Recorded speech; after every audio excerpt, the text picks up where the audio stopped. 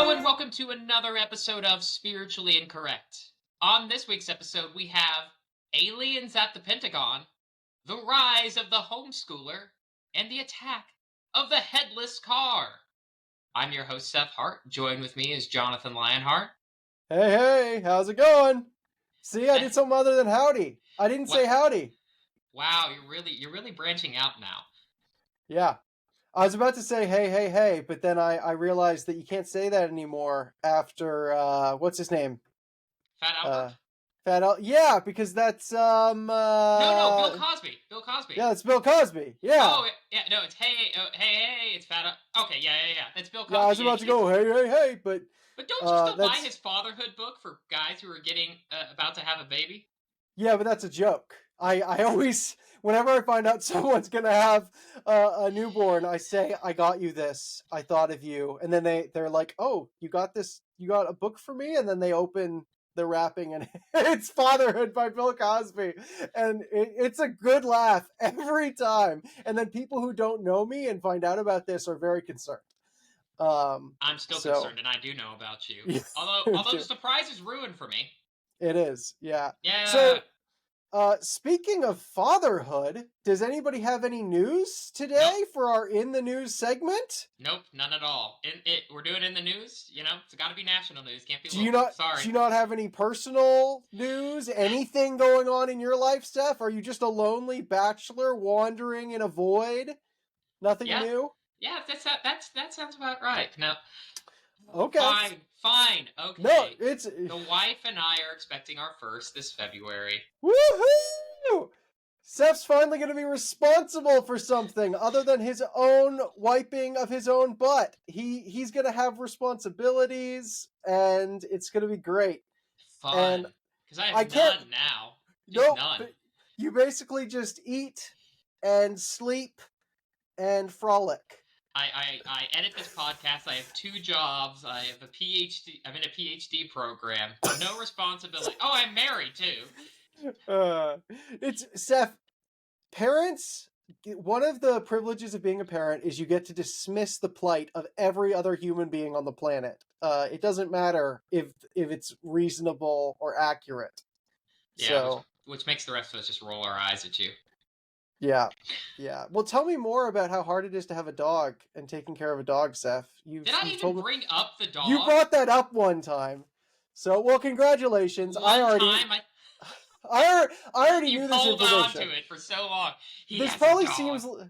Well, I was telling you about how hard it was to have kids one time, and you started talking about your dog. And I just... Anyways, far be it. This probably sounds like a really petty reaction to you announcing you have kids, but I obviously have known this for a while, even if the audience hasn't. Anyways, let me pretend to be finding this out for the first time. Congratulations, Seth! Woohoo! Maybe I'll just cut all that out and make it sound like you're actually happy for me. Yes, that sounds lovely. Congratulations. I'll just leave it in and make you sound terrible. Okay. So as Jonathan mentioned, this is our first In the News podcast where we're just going to forego our normal format and actually let's look at what's going on in the world, talk about top news stories, and just sort of dialogue about that from a theological perspective. Yeah. So I'll go ahead and launch into something that I've wanted to talk to you about for a long time, but we've never really had a chance. So first up on the list is the David Grush Congressional hearing. Do you know about this? No, I don't. David Grush? Oh, is this the alien guy? This is the alien guy, yeah. It's just the biggest news story of the year that no one is talking about. If he's even remotely close to being right, this is the biggest news story in 1,000 years. Right? Well,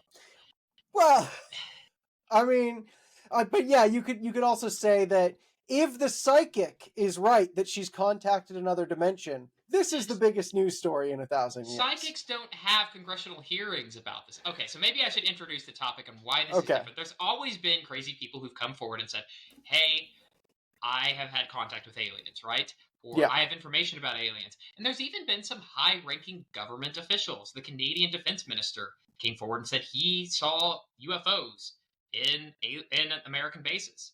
Oh, Yeah, well, if a Canadian minister's saying it, that's very serious indeed. That you better. I would that's very respectable. Okay, I'm listening now. I'm paying attention. I think everyone I else thought has a this was lower opinion of Canada now because of that. I thought this was just an American thing because you guys are crazy down there. But I mean, you're you're This is making what. stuff. Well, Go I ahead. just gotta say, this is what happens when we show things to Canadians. They rat us out. Yeah. Well, anyways, continue. Tell me more. So David Grust he's a decorated military vet in Afghanistan. He basically had the rank of a colonel and got brought on to the UFO investigation, the UAP investigation. That's part of the government that's been through in the news recently. It had millions of dollars budgets. He was one of the top guys in it. And according to him, he had people in the government approach him. He refuses to name names for their own safety and tell him that the U.S. is harboring at least a dozen UFO spacecraft, either partially or fully intact. Now, again, it's just another government official coming forward. But It this says one's different. It says Stark Industries on the side.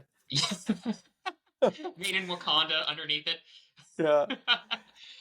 So this one is different because he's apparently got a paper trail, and he's gone through the right whistleblower channels, and the inspector general of all the intelligence communities has taken up his case. So whatever he's got is apparently big enough that the inspector general has taken this seriously. And if you listen to some of the senators, the sitting U.S. senators who've listened to him, Kristen Sinema, Marco Rubio, Josh Hawley, apparently they themselves have talked to these witnesses that Grush is talking about and confirmed his story, that he's not making this up. There really are witnesses who approached him. Again, they're not naming names, so it's just a confidentiality thing. And why I thought this was interesting for the show is not only because we've had 2 different episodes on alien life and Christianity with Paul Rimmer and Andrew Davison. Go back and check out those episodes. They're awesome. Yeah, those aren't quacks. Those are Cambridge biologists and astrophysicists and theologians. Yeah.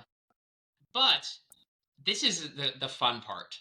He says that Mussolini in 1933 got a UFO. And guess who tipped off the Americans? The Pope. What? The Vatican tipped off the Americans, and then the Five Eyes, which is this organization of like UK, Canada, US, Australia, New Zealand intelligence community, basically worked together that by 1944 or so, as they're retaking Italy, that they got this spaceship, essentially. Okay, this is the best Indiana Jones movie ever. Isn't this amazing? It combines everything that people hated about the 4th one with everything we loved about the 3rd and 1st one. So the aliens with the actual, it's actually the Nazis, an entertaining story. And World War II and yeah. So this is absolutely nuts. Why is this so? If that's the case, isn't information from the 1940s declassified? Isn't stuff declassified in your country every 50 years or something like that? I think we renewed classification. I mean, there's stuff that's just super top secret that we're never going to figure out. No. Yeah, so you can do Freedom of Information Acts, but stuff like this would never. They're not going to release it based on some legal loophole, and that's kind of the idea. According to Grush, people have been killed, or he's very subtly hinted that people have been killed to keep this information secret. Okay. Which is part of the reason why we don't actually have the names of these witnesses. He himself says he has not seen aliens, he hasn't seen spacecrafts. All he's seen is paper and talk to people.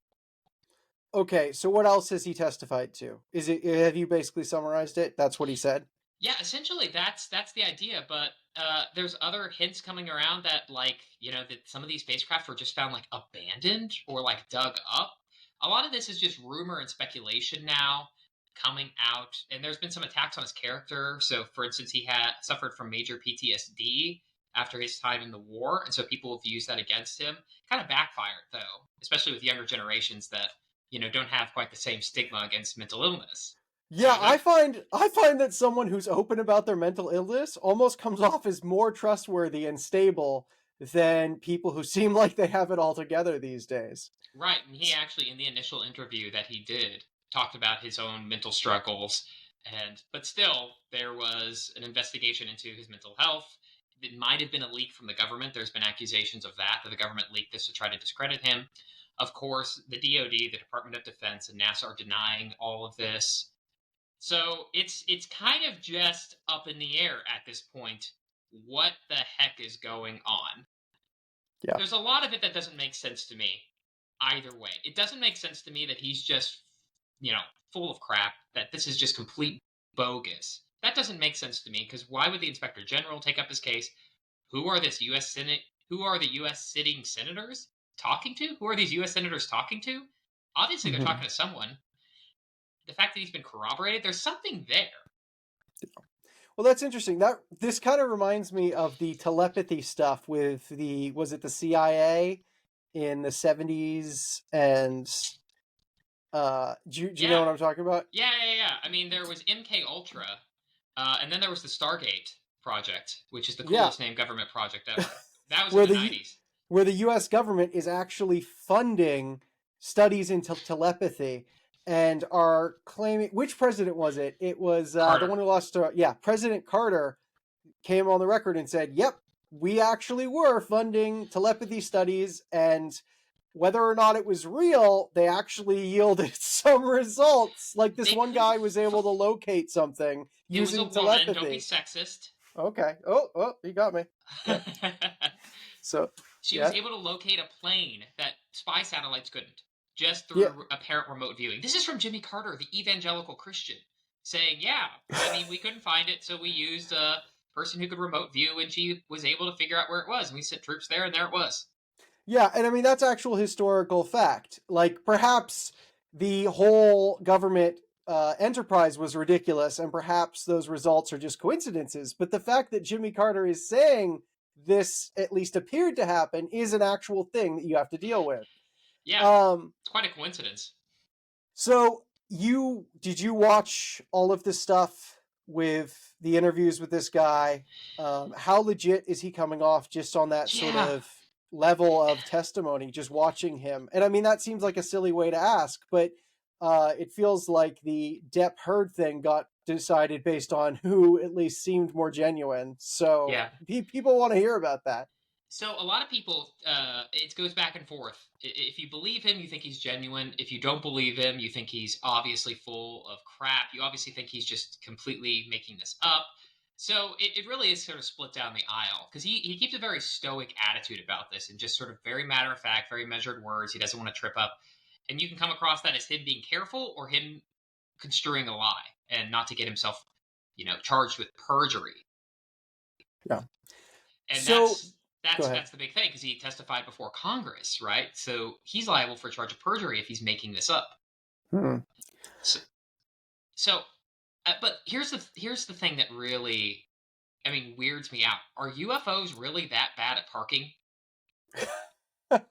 See, I was about to ask that. There's always that thing, like, if these alien beings have the technology to travel faster than the speed of light and to actually come visit us, are they going to also make mistakes and leave junk lying around and crash land?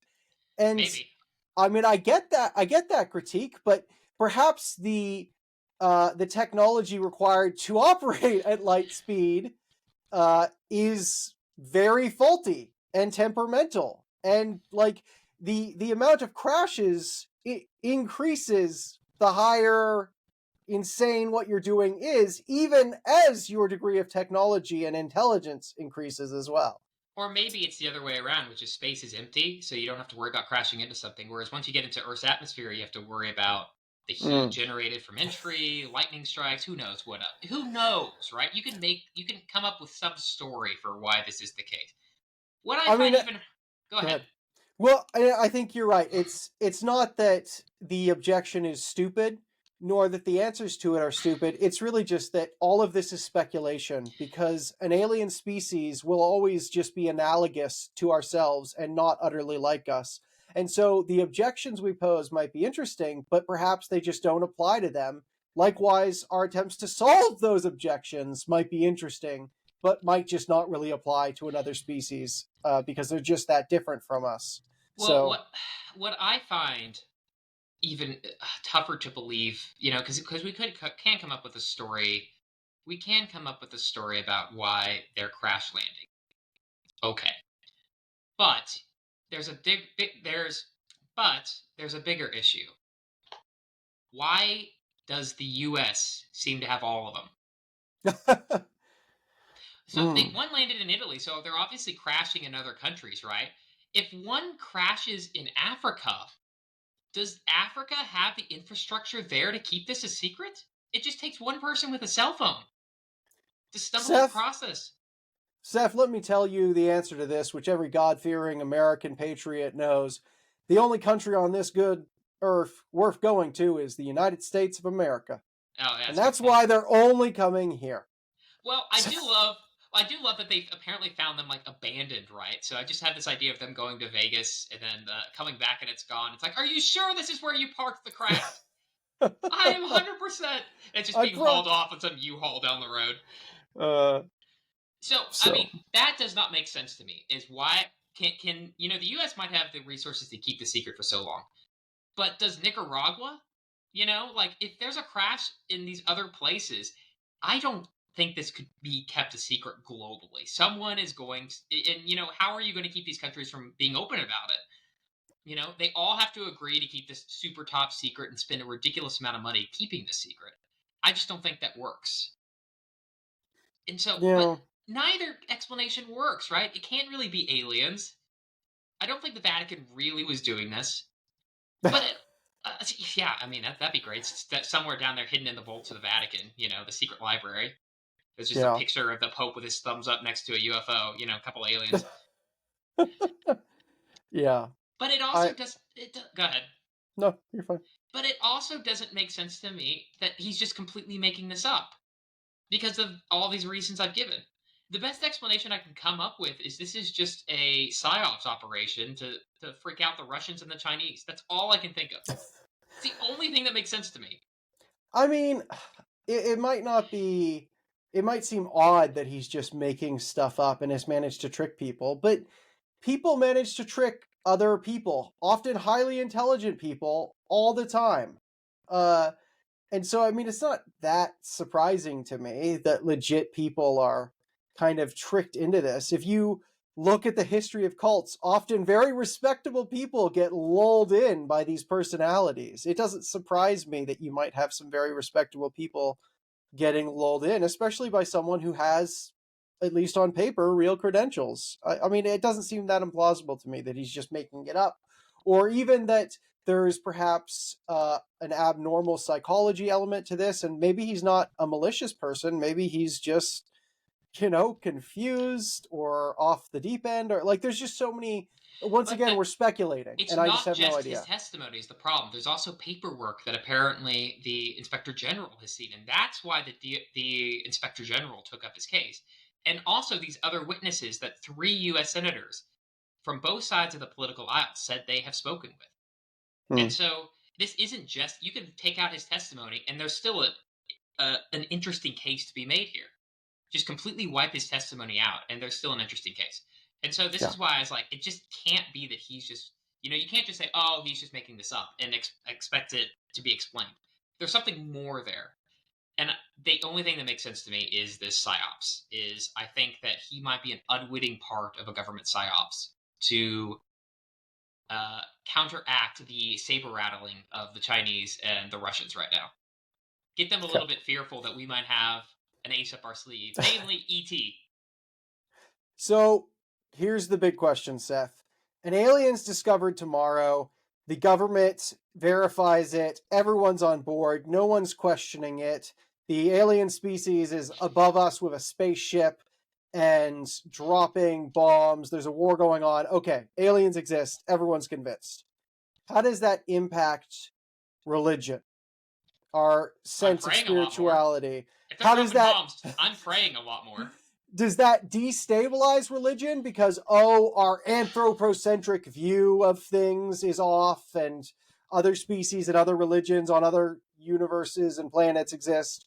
Or does that turn people back to God because they're terrified and because cosmic things are going on and they're thinking about bigger questions. What do you think happens? Oh gosh, this is the thing. I think the interview we had with Andrew Davison, where he said like 80% of Christians polled said their faith would not be bothered by the fact that extraterrestrial life exists. I think that that's the most relevant thing right now. I think that it would drive religious people to be more religious. I think it would drive non-religious people to be more non-religious in that sense. Yeah. I think There's ways to frame it in any of those systems. Right. And this, and I think that the non-religious people would just say, hey, this is proof that we're not special in the universe. Look, there's things just as special, if not more special than us, hovering above our skies right now. Yeah. Whereas the religious people, in that situation, might cling to their religious faith in the face of this very real existential threat.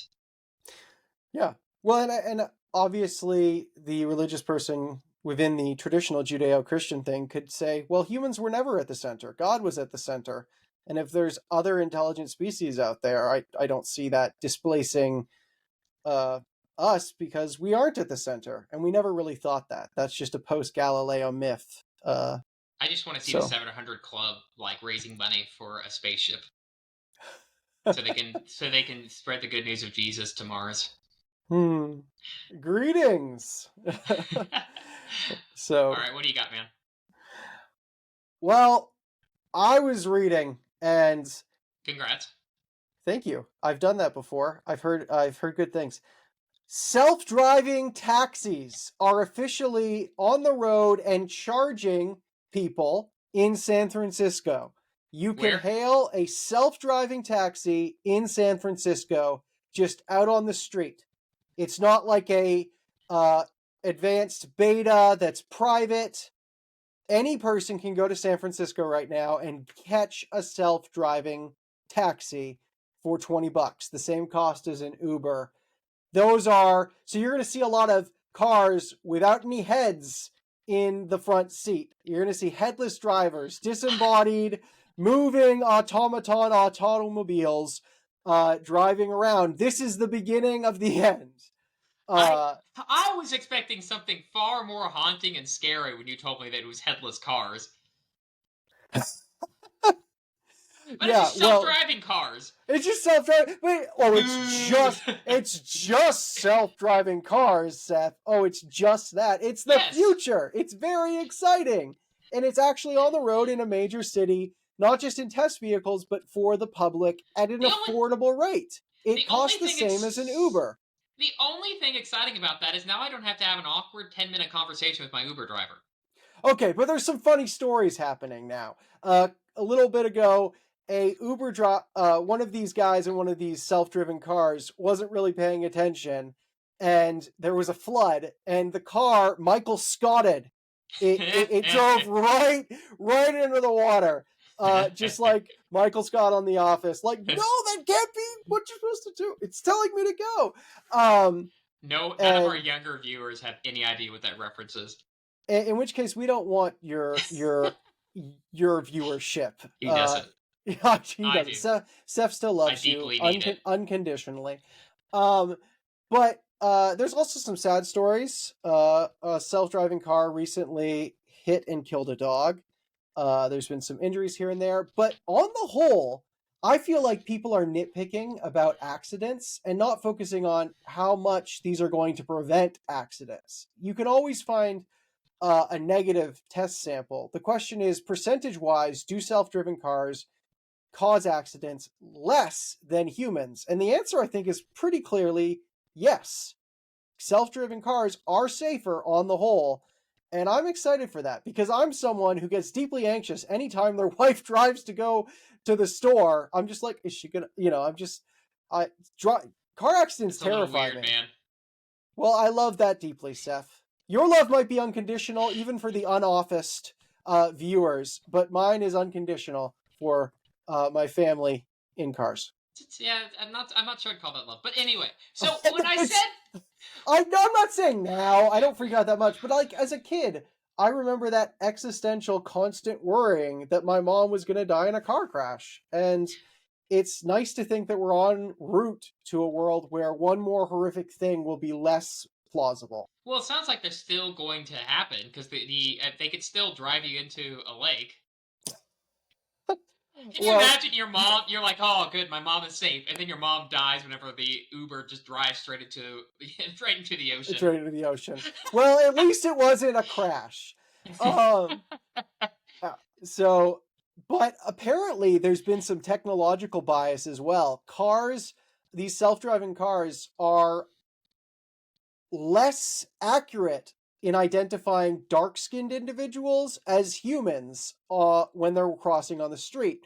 Apparently, there's an 8% disparity in accuracy of recognition of light-skinned versus dark-skinned.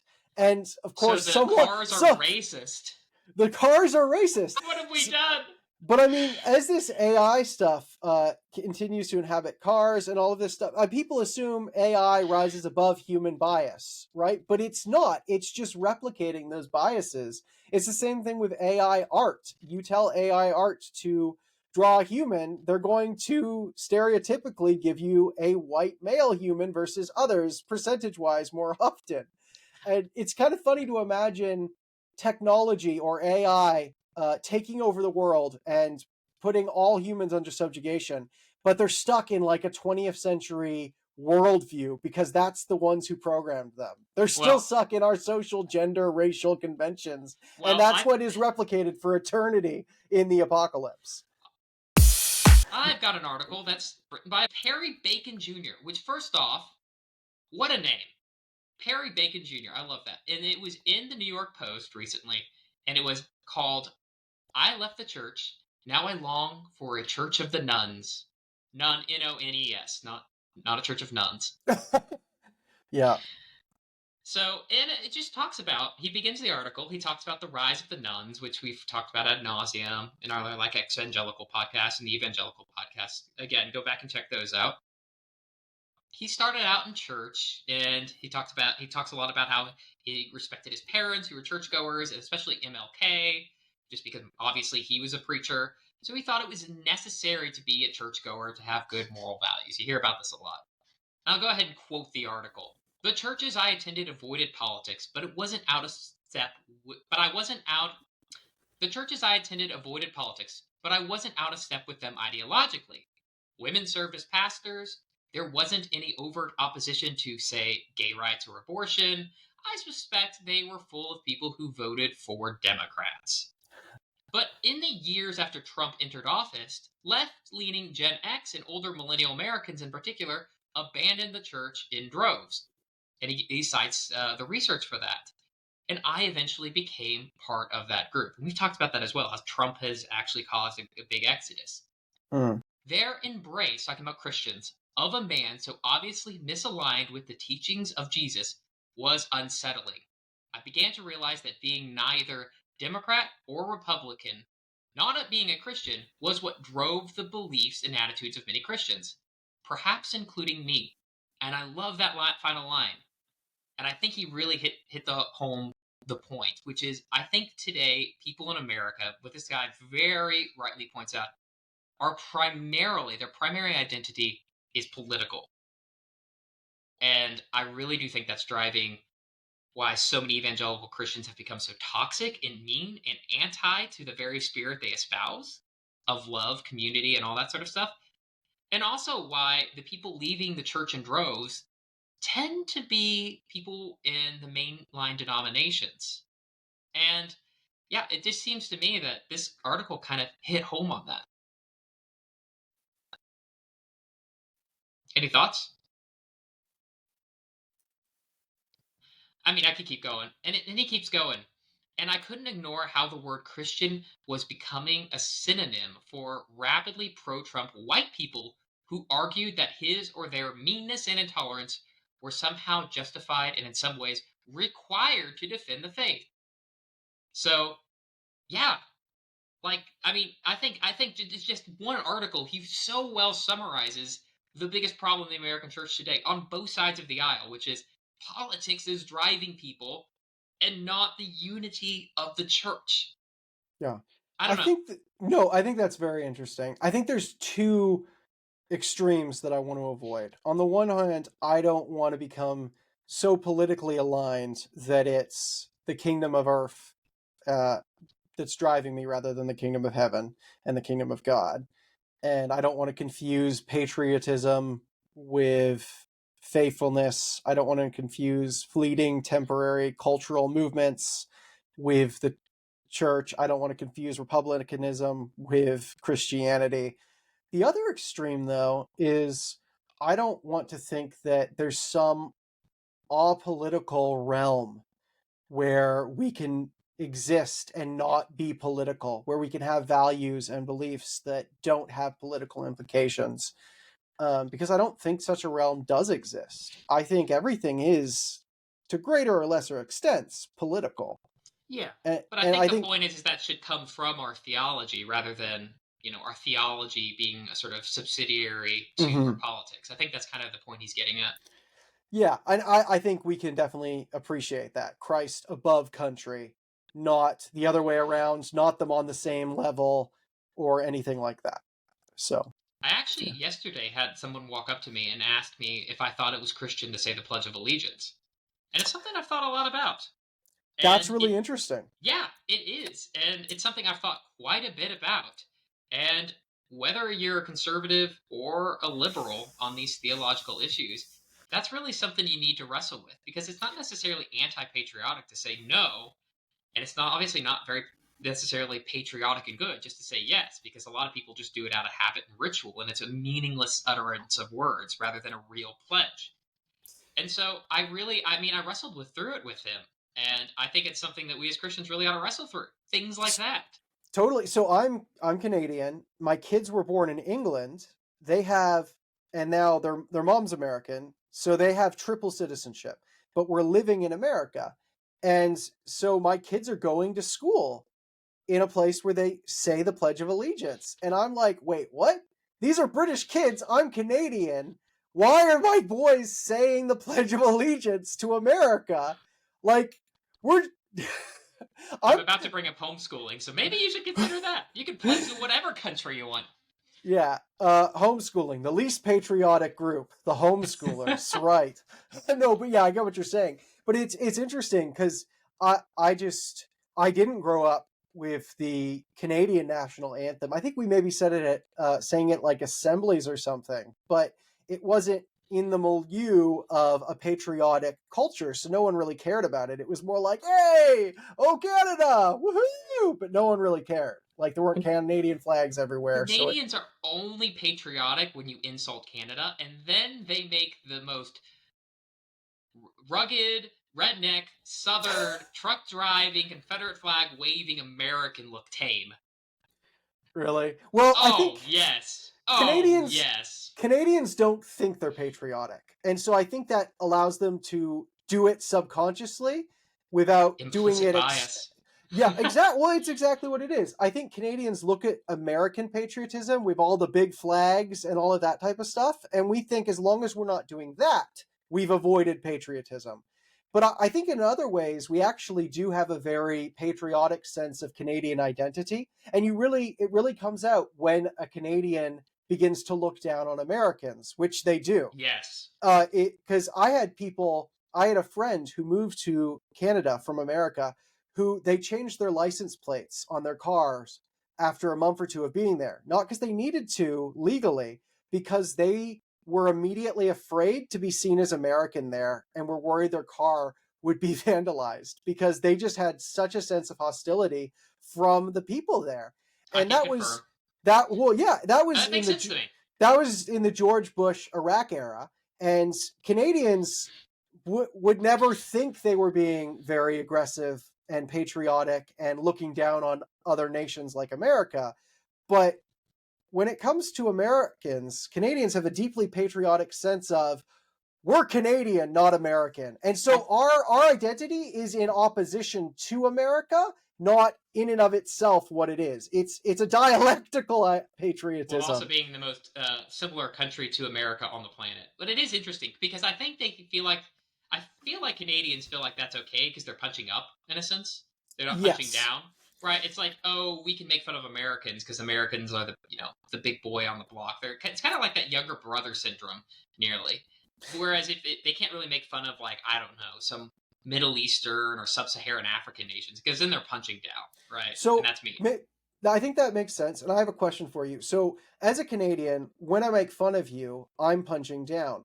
But in every other sense, physically, tall wise, intellectually, emotional maturity wise, I'm punching down when I insult you. You said So, punching down twice. what's the combination here? Am I punching up or down, Seth? I mean, you're like a whole foot shorter than me. So, like, where's the line? Well, you Where's said punching down twice in a row. You meant to say punching up the first time, but you didn't. You said punching down twice, which Why don't means you that you're sit there and intellectually inferior. So I should probably, just let you have this one, because otherwise, if I correct you, I'd be punching down. No, let me redo the whole joke, and you just sit there and take it. So, Seth, and No. uh, No. Okay. So yeah, I think this is interesting. So a couple other things in the article I want to throw out there. So I honestly think this is a really well written article. I don't agree with being unchurched, but I think as just an exercise in reading from the other side, I think this is really interesting. He also says, I also came to a more nuanced understanding of my own life. I had adopted abuse from my parents and relatives. That God had allowed him to get his Yale degree, that it was divine intervention that allowed him. And then he says, perhaps that's true, but an alternative explanation for my success was that I was a child of supportive middle class parents. They got me into some of the best schools in Louisville, and I did well in grade school, college, and my jobs afterward. And so he just basically removes the divine element to that equation, and he rethinks his entire life story atheologically, without God in the picture. yeah. So he eventually leaves church, and he talks about how much he misses the community, and how there is no substitute. And this is how he ends the article. My upbringing makes me particularly inclined to see a church-sized hole in American life. But as a middle-aged American in the middle of the country, I don't think that hole is just in my imagination. Kids need a place to learn values like forgiveness, while schools focus on math and reading. Young adults need a place to meet a potential spouse. Adults with children need places to meet with other people and some free babysitting on weekends. Retirees need a place to build new relationships as their friends and spouses pass away. And that's the end. Well, And and I that's think, sorry, go ahead. no, that's it. I think that's very interesting. There's Dr. Katie Cross at the University of Aberdeen in the UK specializes on atheist churches. This phenomenon of churches that don't believe in God, but they do exactly that. They provide community, fellowship. They read and they can often have very similar things to a sermon or a discussion or or even music, very similar to the communal and almost liturgical aspects of religious institutions, but atheistic, trying to provide secular equivalents to this. And my sense is that that's very interesting. It doesn't seem to have taken off or exploded. He talks And about them. Yeah, he says that he? they are basically dead in the water. He comments on that. Does he comment on why they're dead in the water? Does he think that there's some sort of inherent reason that is going to limit these communities? Or I mean, because I could make arguments either way. Because I could see an atheist saying, precisely because we don't have dogma, we don't have divisions or schisms, and so there's better community here, and we can just accept and love everybody. But then I can imagine very religious responses to that, which is, well, you're going to have schisms about other stupid stuff. It's just not going to be religious stupid stuff. It's going to be political stuff. You're going to schism over Republican, Democrat. You're going to schism, like, you have ideologies too. There's no ideologically free zone or dogma free zone, even if you take God out of the picture. And even then, why would you come to meet for, we believe in nothing? Right? The less it unites, it's dogma that in a sense can unite us, because somebody who say an immigrant from Nigeria, I'm going to have very different cultural backgrounds. I'm obviously a different race. There might be a lot of other differences, and yet if we have the same religion, that's a unifying effect. That I can have with someone who's completely culturally dissimilar from me, a person that I might not be able to form a friendship with just because of the cultural distinctions otherwise, is religion unites. And if you try to form some of these more dogmatically loose churches, you're loosening the dogmas to include more people, but the ties that bind them are also going to be looser. And I think maybe that's the reason that a lot of these atheist churches didn't take off. Originally, it feels like they took off in opposition to churches, but as the church begins to lose its power in America, now it's not like we're united by a common enemy. Now it just feels like, what Yeah. are we meeting? Why are we putting out effort for this? Yeah, there's institutions that have beliefs and liturgies and traditions provide a sense of identity, and you can get rid of those beliefs and institutions and liturgies, and that might overcome some problems, but that's going to also lead to a lesser sense of identity. I suppose I could imagine a secular person saying something like, what we believe in is love. Now, I believe love is a metaphysical, theological commitment. I don't think that statement makes sense in an atheist. What? No, not yours. I believe in love, love, But on love, a but aside from my broader critique, I could see someone on a practical level trying to make that case, which is we all come together on the foundation of love and respect and these types of things. And while I have a broader philosophical critique of that, practically speaking, maybe that'll work.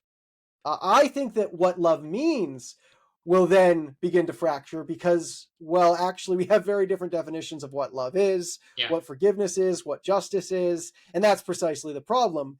But at least within a common cultural milieu, those differences might not arise just long enough that you can almost simulate a real unity for a time. And if you're really going to have unity, it needs to be a pressing issue, and you need to have clear definitions of what defines it. So if we're going to be united by love, right, what do you mean by that? Let's say a teenager is wanting to commit suicide because they're deeply, deeply depressed. Is it loving to let them do that and let them have self-determination over their own life?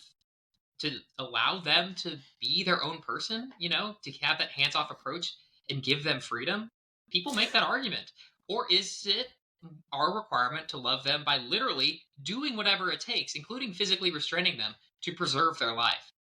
Yeah, and that gets into, okay, we have love, but whose love wins? Does love mean the individual trumps the community? Does love mean the community trumps the individual? And as soon as you try to get into that, you're getting into moral claims that need to have an ontology. You're almost beginning to talk about the Trinity and how oneness and manyness, individual and community, come together. And we're back to dogma. Dogma. It always comes back. It always comes back to dogma. I want to hear what your second story is.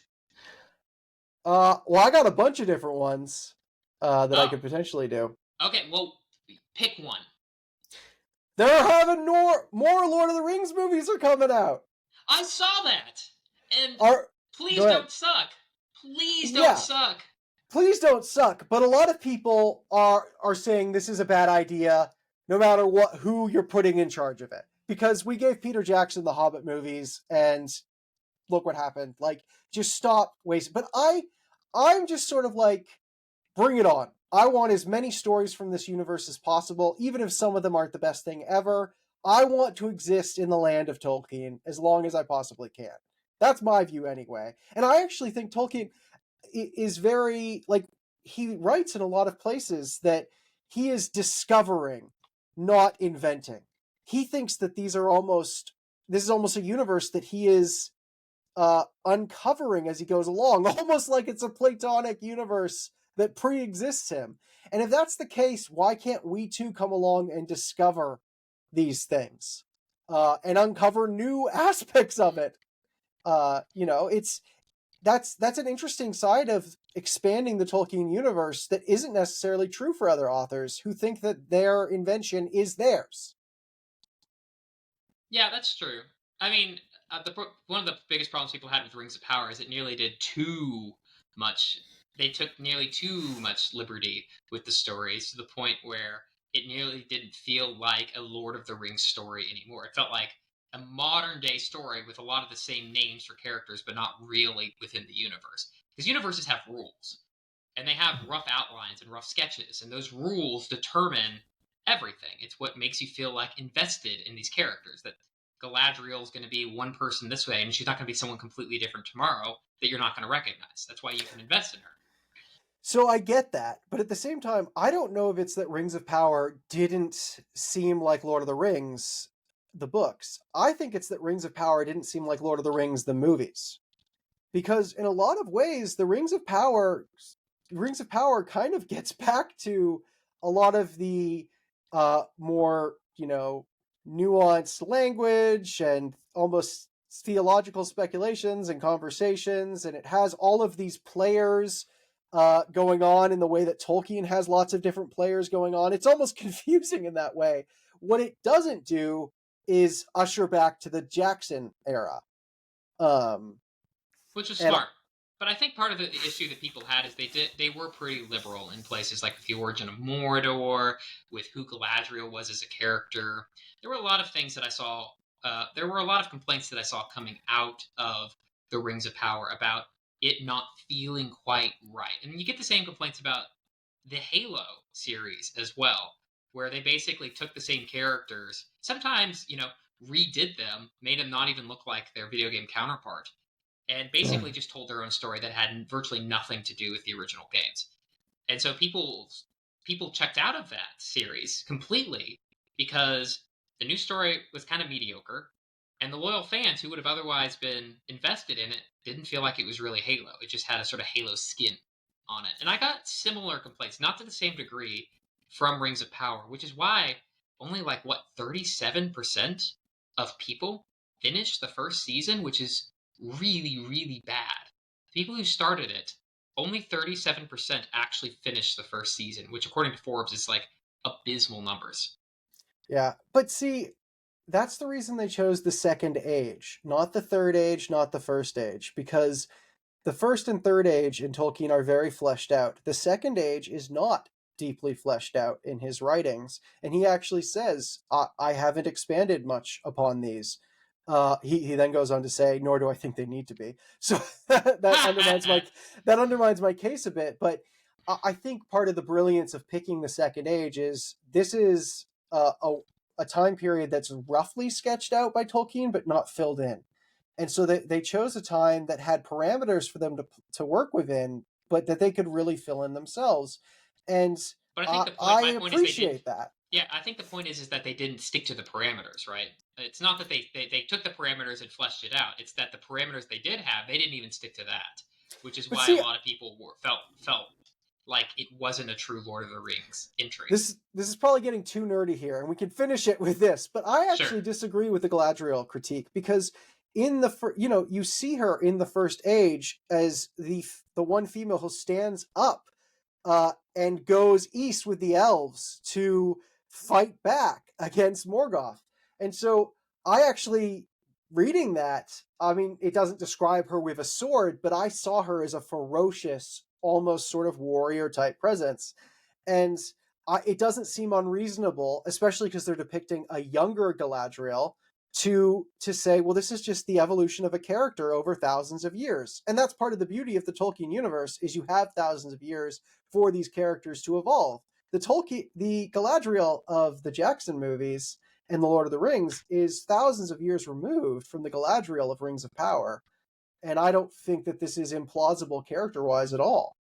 Yeah, I think it's one of those things, is there is a certain character there, you have certain expectations. And it's not as if Lord of the Rings fans dislike, this is one of the pushbacks, is that they just don't like a woman in power. But of course, Eowyn was quite well received. And so, I mean, she's part of the Jackson era, and she's universally beloved for that.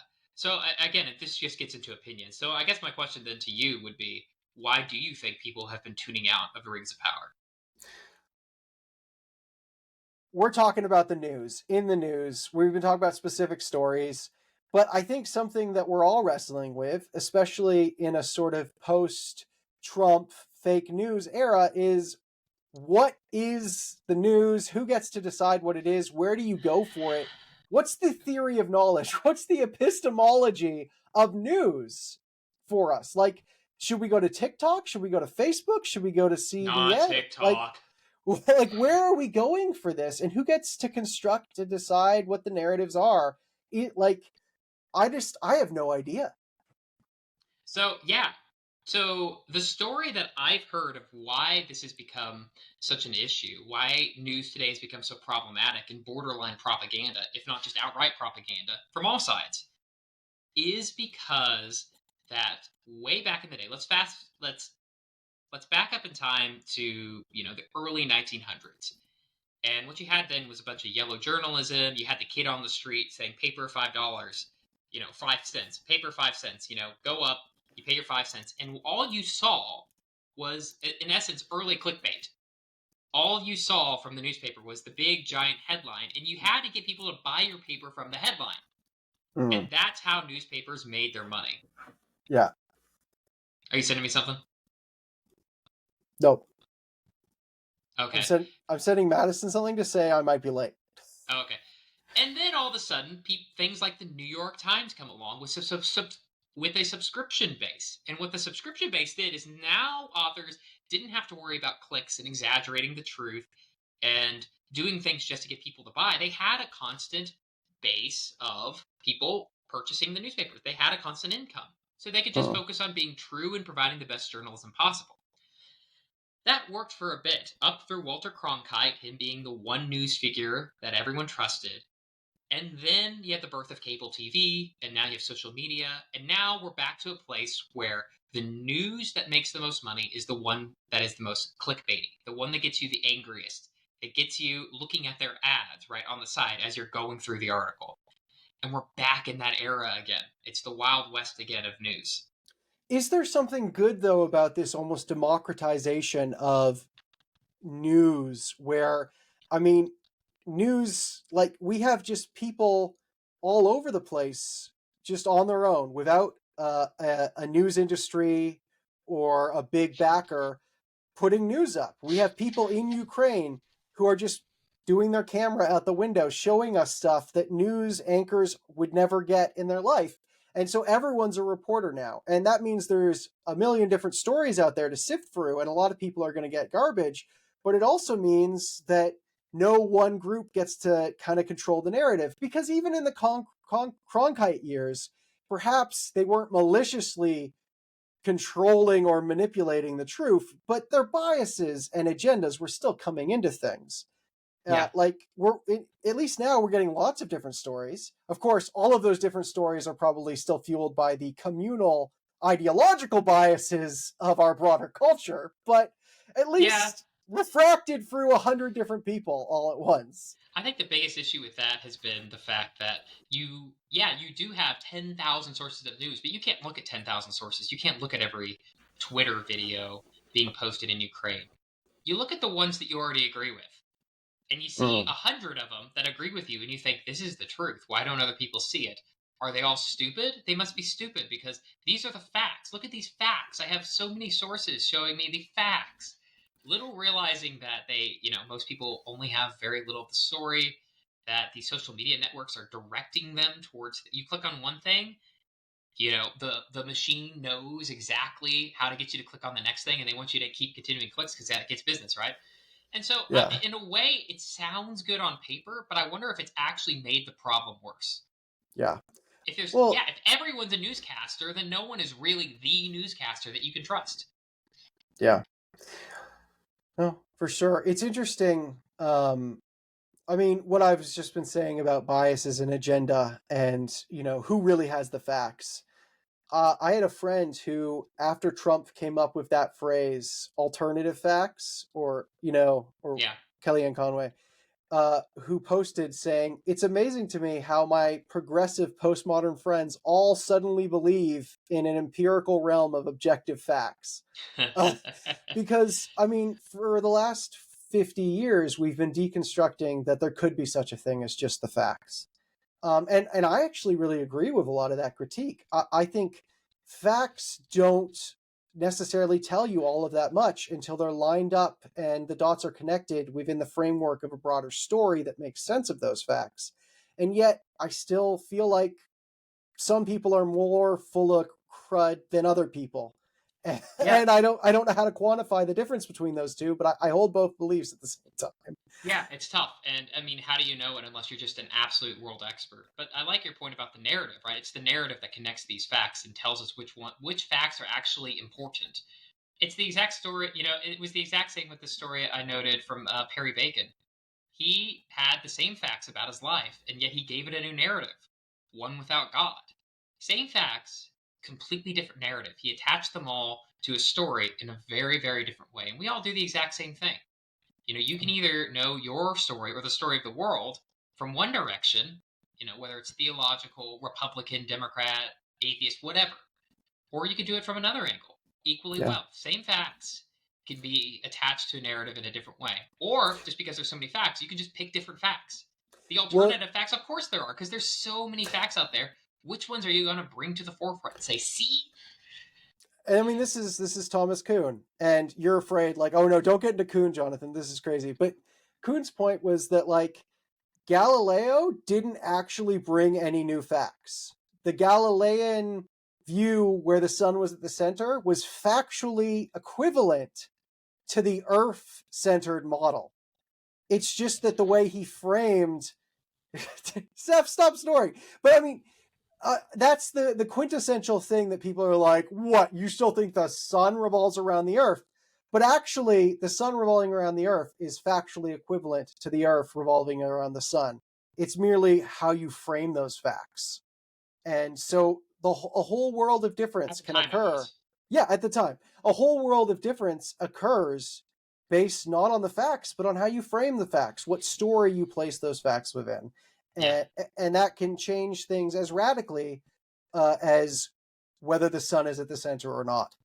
Speaking of which, I think that gets into one of the things that I picked out, which is the rise of private religious schooling and homeschooling, which is I don't know if you've heard about this. It's a massive phenomenon right now because people don't like the narratives that are being attached, especially in history class, especially in government class, et cetera, biology, you name it, being taught in public schools. People feel like their tax dollars are going to indoctrinate their kids. So there's been a massive growth in alternative schooling programs. So I looked this up because I was actually curious about this. The Institute for Catholic Liberal Education, which is this really, really new Catholic schooling program, which specializes more in the humanities and in a Catholic view of history. They had 6 schools in 2017. 6. They have 225 today. Catholics be reproducing. Gosh. That is a good point. Yeah, so that helps out a little bit, I suppose. When you have a family of 8 kids, All right. And one of the justifications that I saw for this is that in 1970, 1 in 12 bachelors, when people got a bachelor's degree, 1 in 12 were in English. Now it's 1 in 50 because we don't value the humanities anymore. But there is a group of people, Catholics, Christians, I mean, not just Christians, but like people outside of Christianity who do value the humanities. And I think with our current narrative, it's not just purely capitalistic. What's going to get you a good job? Go to college to get a good job. You don't go to become a better person. What's going to get you a good job, and what's the story? What story that you're going to come out with? And so there's a quotation from one of the articles I saw. Humanities used to be the center of undergraduate education. Today, for most students, they are negligible. And boy, is that true. We both teach, humanities students. We both teach humanities to students who, quite often, are not in the humanities. And boy, is that true. Yeah, I mean, it definitely is. And I do see, I know that it's broader than the Christian community that is defending the humanities, but Christians seem to have this very strong propensity towards the classical model of education. That classical sort of private school, dead poet society, learn Latin and the Greeks and Romans. More and so, then, yeah, definitely. Yeah, and I think they see that as somehow in line, perhaps, with sort of a they're looking back to sort of an almost idyllic, make the world I don't want to say make the world great again, but they're seeing that. And I mean, there's critiques of that, of course, which is that it tended to be very ethnocentric and all of that type of stuff. And I get why that's been displaced a bit in contemporary curriculums, but there's still something valuable there. And and what's interesting, this kind of undermines the a possible narrative that it's Catholics. It's probably a bunch of white Catholics doing this to, as a sort of right-wing hegemony. So from the stats that I saw, it didn't seem to pan out that way. So just to let you know, the jump is actually 2.8% of students were homeschooled in 2019. Now it's 5.4%. So it's a jump of 35% in the space of a couple years. Yeah. 1 in 10 Hispanic families are not going to public schools. So that's both private school and homeschooling. 1 in 10. Black families are the most likely to homeschool. And just to sort of drive this home, the top 3 reasons given for why people are taking their kids out of the public school system are either skepticism about the stories that are being told to them or for religious reasons. Something I find interesting is that I think secularism has created this illusion that education could be neutral and that values could be avoided in a public education system, and you could just send them to school to learn the facts. But once again, there are no such thing as just the facts. It's always framed in a story. And so education is always value-laden. It's always bringing in a philosophical perspective. Even what you define education as depends on your philosophical background. And I think a lot of people, especially in the homeschool movement, are like, public education shouldn't be bringing values into this. It should just be. They always do, though. It should, but yeah, it's unavoidable. You have to. And you have to. And the thing is, I get why they're withdrawing, but they're really just substituting the sort of imposed values of the public system for their own personal values. And it's, I get why you want to do that with your kids, but I also wonder, like, is the random individual family going to have more thought through values than the entire education system? Well, I mean, the majority rules? Oh, oof. No, but Winston Churchill said the greatest argument against democracy is a 5-minute conversation with the average voter. Yes. And agreed. When it comes to education... But the people are stupid, That viral clip, but the people are stupid. Oh, no, he doesn't say that, but they're close enough. Yeah. Like, I'm not saying, therefore, everyone should just unwittingly embrace the public education system. I have lots of critiques of that, too. But I just don't know if the average family educating their kids is something I think is brilliant either. Well, normally they have, like, a set curriculum. They don't invent their own curriculum, carte blanche. They're using... There's a bat in my office. A bat? I think there's a bat. Did you get that on camera? No. There's a bat in my office. This just in the news. There's a bat in my office. Does that say something about my hygiene? Or do bats just be batting all over the place? I think this is something about your views, John. I think this is an omen. Better be careful because there's bats all up in this place. Oh, gosh. Okay. Next topic. I'll keep talking. No, I don't know where it is now, so let's just keep going, and we'll see what happens. I just don't even know where to go from here. We're having a nice discussion about the value or disvalue of the trend towards private and homeschooling, and all of a sudden a bat jumps in the equation. I am a battered white male. I'm very... You're really winging it here, aren't you? Oh, well, thank you for coming to bat for me with that pun. I'm like a vampire. I suck, the life out of people with my jokes. Oh, that's beautiful. So. All right. You got anything else? I feel like the bat kind of completely took out the wind out of our sails on that one.